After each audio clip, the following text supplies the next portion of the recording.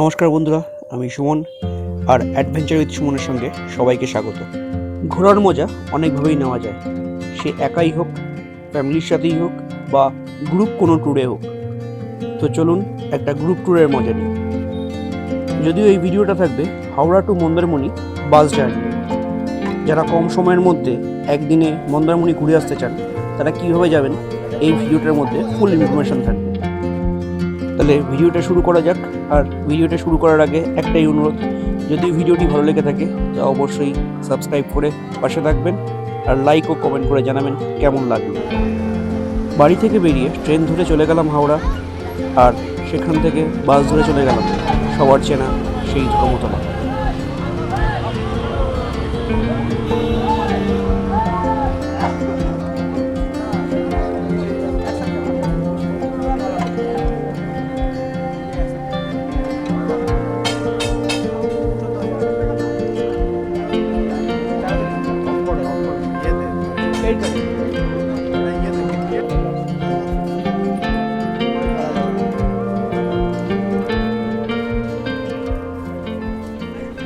Welcome to my new blog. আজকে ধর্মতলা থেকে ব্লগটা স্টার্ট করলাম। আজকে জার্নি হবে কলকাতা টু মন্দারমণি। তো আজকে আমরা নাইট ট্রাভেল করব, বাইকে অনেক হয়েছে। এবার আমরা একটা গ্রুপ যাচ্ছি মন্দারমণিতে, আর আমাদের বাস হলো এইটা।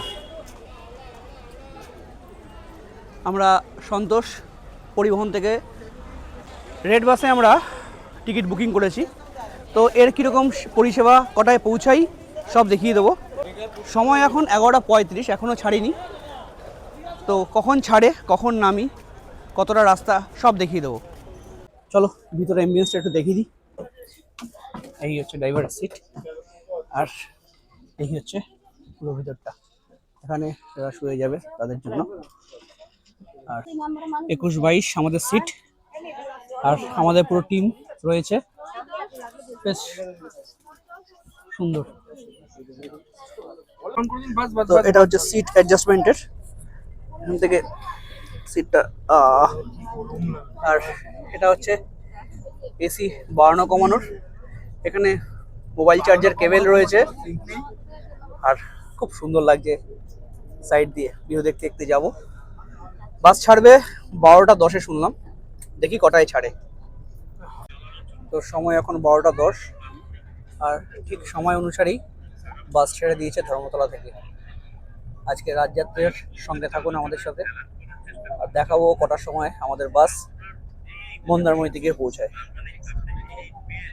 আর বলে রাখি, যেহেতু আমরা রেড বাস থেকে বাসটা বুকিং করেছিলাম, তো আমাদের 240 টাকা করে বাস ভাড়া পড়েছিল। তো ঠিকঠাকই মোটামুটি বাসের কন্ডিশন, বাস পরিষ্কার পরিচ্ছন্ন, বেশ সুন্দর। এ যেন অন্য এক কলকাতাকে দেখছি। জনশূন্য রেড রোড, ঘুমন্ত কলকাতাকে টাটা জানিয়ে আমরা চললাম এক নতুন গন্তব্যের উদ্দেশ্যে। জনহীন রেড রোড ও ময়দানকে এক আলাদাই মায়াবী রূপে দেখলাম সেই রাতে। আমার সঙ্গে উপভোগ করো তোমরাও সেই রাতের কলকাতাকে। That girl is a runner, she was born to get away. Hear that two-tone humming, headed out to the highway. I should have seen it coming through the years left in the dust. But after all the lessons learned, it would end the both of us. There's a first for everything, like a hand holding mine. Now I'm left here with the pain from her I love you goodbye.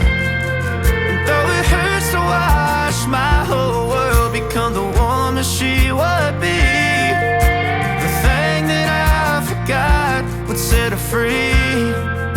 I taught her how to leave. তো সময় এখন 1:15, আর আমরা Santragachi station পার করছি। এতটাই ভিড়, মানে এতটাই jam রাস্তায়, জানি না যতদিন এই ব্রিজটা না তৈরি হবে মানুষের ভোগান্তি শেষ হবে না। হাওড়া থেকে সাঁতরাগাছি আসা পর্যন্ত প্রায় 1 ঘন্টা টাইম লেগে গেল। এবার দেখি কটায় কোলাঘাটে গিয়ে পৌঁছাই। মোটামুটি 1:20-র মধ্যে আমরা NH-12 উঠে পড়লাম। এবার বাসটা টানছে, রাস্তা জ্যাম ছিল প্রচুর, আপাতত এখন ঠিক আছে। আর NH-12 তো সেই মাখন রাস্তা, সেই বাইক নিয়ে যাওয়ার কথা মনে পড়ে দীঘার। তো সময় এখন 2:12 আর আমরা পৌঁছে গেছি কোলাঘাট। আর কোলাঘাটে ঠিক এরকম একটা রেস্টুরেন্ট এসে দাঁড় করিয়েছে, মা কালী হোটেল।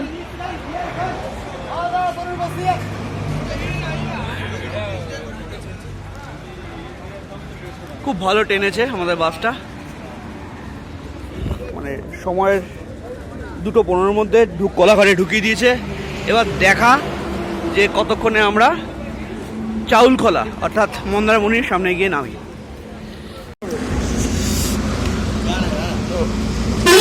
আড়াইটা বাজে, আবার আমাদের বাস ছেড়ে দিল। এই আমাদের বাড়ির ড্রাইভার দাদা।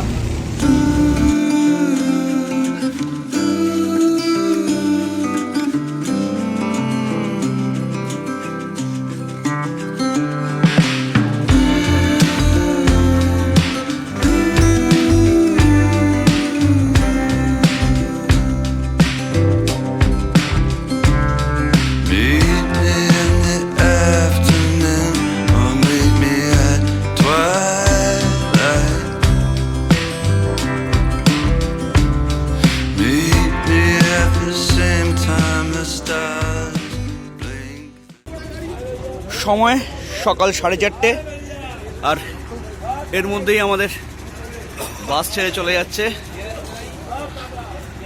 সব নামছে আমাদের 15 জন মেম্বার। আমরা চলে এসেছি চাউলখোলা, আর এখান থেকে টোটো বা অটো করে আমরা যাব এখন মন্দারমণি।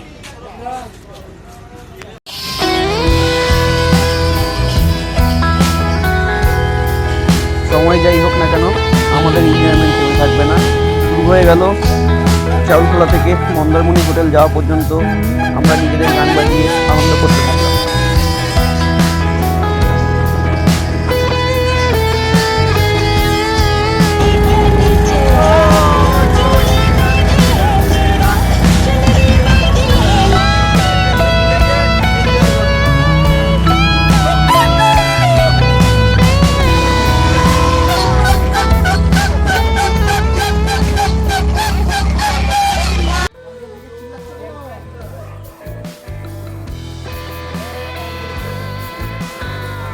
ভোর 5টা আর আমরা মন্দারমণি হোটেলে চলে এসেছি। রীতিমতন কুকুর সব চিৎকার করছে এখন, আর হোটেলের গেট এখনো খোলেনি। তো 2টো অটো আমরা এখান থেকে ভাড়া করেছিলাম, রিজার্ভ করেছিলাম। 250 টাকা করে পার অটো নিয়েছে, 30 টাকা করে পার হেড। এটা আমাদের ইনফরমেশন দিল যে মন্দারমণি থেকে চাউলখোলা থেকে মন্দারমণি আসতে 30 টাকা করে পার হেড লাগে। তো আমরা 2টো গাড়ি একসাথে বুকিং করে আমরা 15 জন চলে এসেছি মন্দারমণি হোটেলে। এই ভিডিওটা এখানেই শেষ করব। এই ভিডিওটা শুধুমাত্র কলকাতা টু মন্দারমণি হোটেল পর্যন্ত ছিল। এরপরের ভিডিওটা থাকবে মন্দারমণি হোটেল পুরো আমরা কি কি এনজয় করি সব ভিডিও থাকবে। মন্দারমণির ভোরের দৃশ্য।